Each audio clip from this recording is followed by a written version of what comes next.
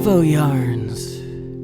Now, why do you get tired? Because as a blind person, you use about 5 more times mental energy. Yeah, I wanted to ask about that. Mm-hmm. When you're training to do this, how difficult, because it sounds almost impossible for someone like me to just do that, because my whole mental conceptualization of reality is mostly around vision.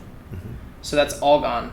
Yeah. So now it's all imaginary. So I'm creating the system. You're creating the systems in your head. What's that like? Well, number one, you gotta have I have to tell you about my coach, Joe Braca. And we've jumped the whole my recovery. Yeah, okay, yeah. Right, okay. But here it is. But now you're an award with in real you are an award-winning powerlifter. I'm one of the oldest blind powerlifters in the world. I've won national championships. I won world championships and set records, right, for my age class, for the amount of weight that I, lifted in the squat and the deadlift. But let's go back to my coach. Okay. And let me tell you this. It took 8 months before I could squat with just a bar on my back. Mm-hmm. Good enough to be judged. And that was frightening. Yeah. Imagine, twice a week for 8 months, you're practicing squatting. You go to this gym 2 hours and you're practicing bench pressing, because in the bench, you can't just bring the bar down anywhere. It has to be 3/4 of an inch below the nipple, or 3/4 of an inch above the nipple. Anything above that, you're shouldering. You're doing a shoulder press. Anything below that, you're stomaching, right? Okay. So, this is how they're judged. The bodybuilders are judged. So then I had to learn how to bring this mentally. Okay, start coming down. He said, no, your arms are too far out. You start down here. Now come up slowly. Now stop right there. He said, you're still in line. Oh, man, mentally, I had to understand what muscles were engaging. Yeah. To stay. Yeah.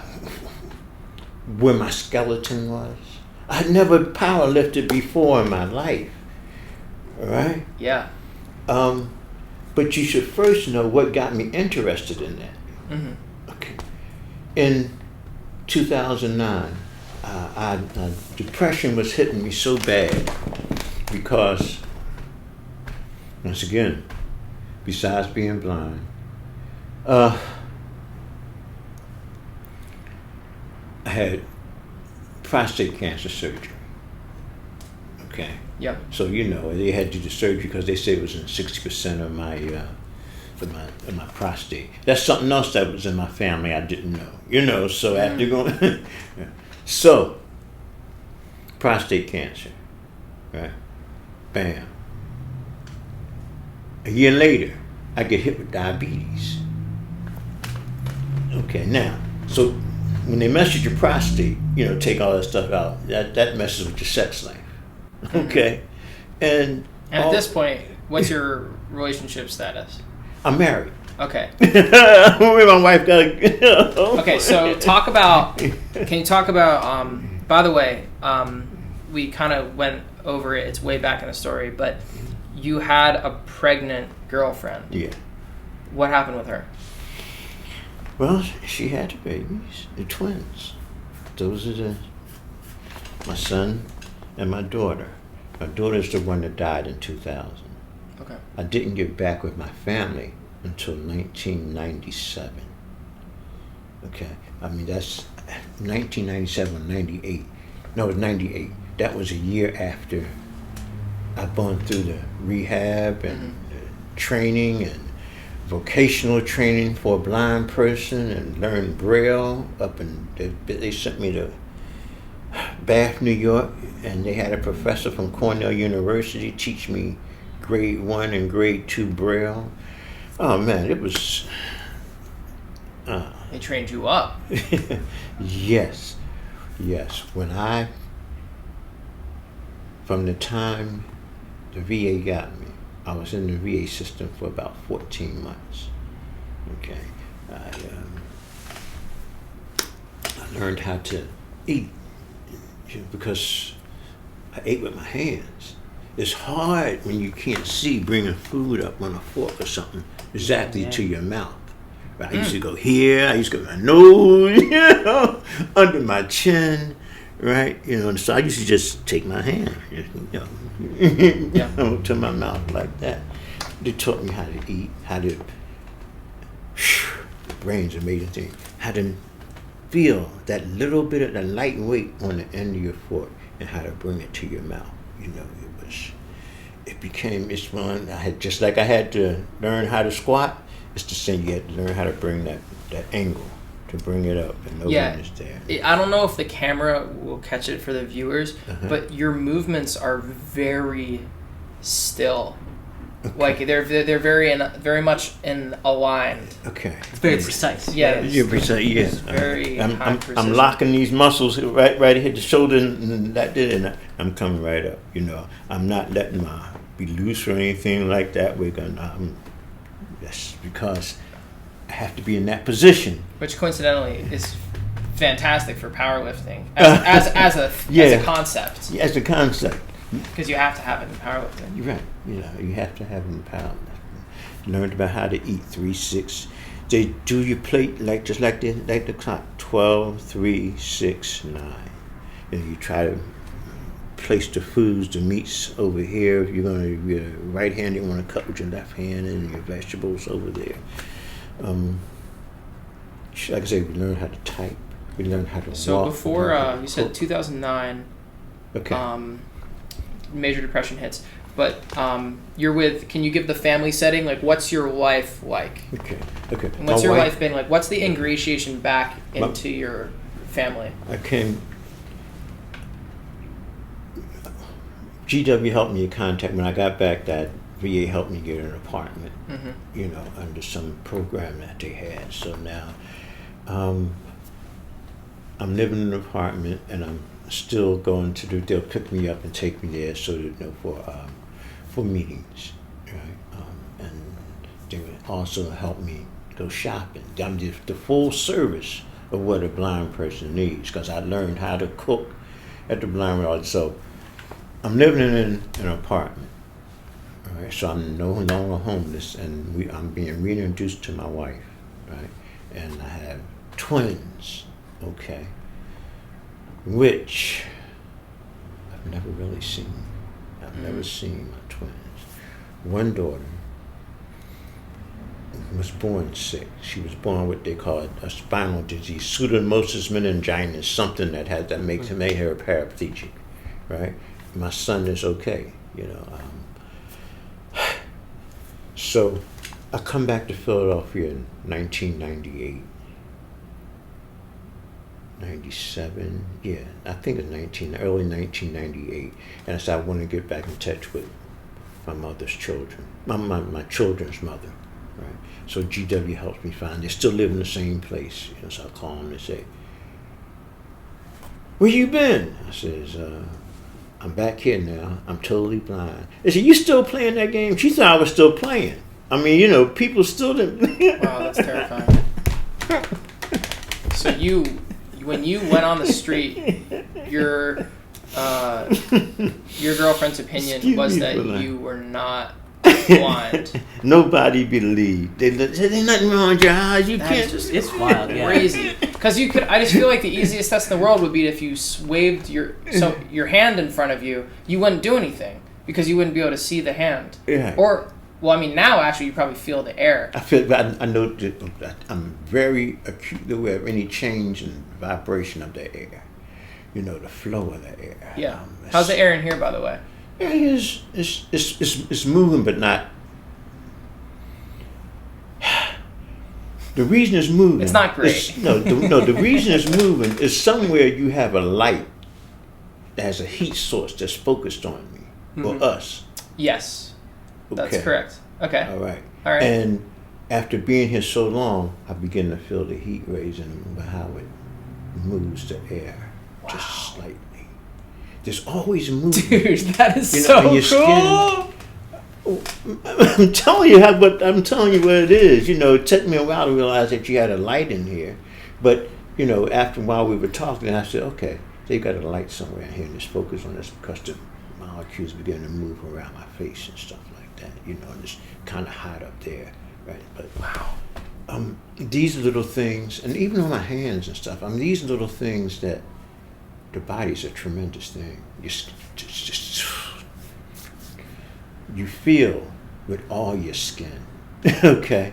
You know, if I have a sleeveless t-shirt on, you feel every time I go and I move up. Oh man, it's hard to tell you how sensitive your skin is. What's it like when you're reading Braille? Like, 'cause I guess Okay. the tips of your fingers are probably so sensitive. Yeah, well, you know, Braille's something that's amazing. I'm right-handed, but I can only read Braille with my left hand. Okay, so, and then I read jumbo Braille fluently, but I can only read regular Braille if I go across it forwards and then backwards. And what happens is this. Let me tell you the story.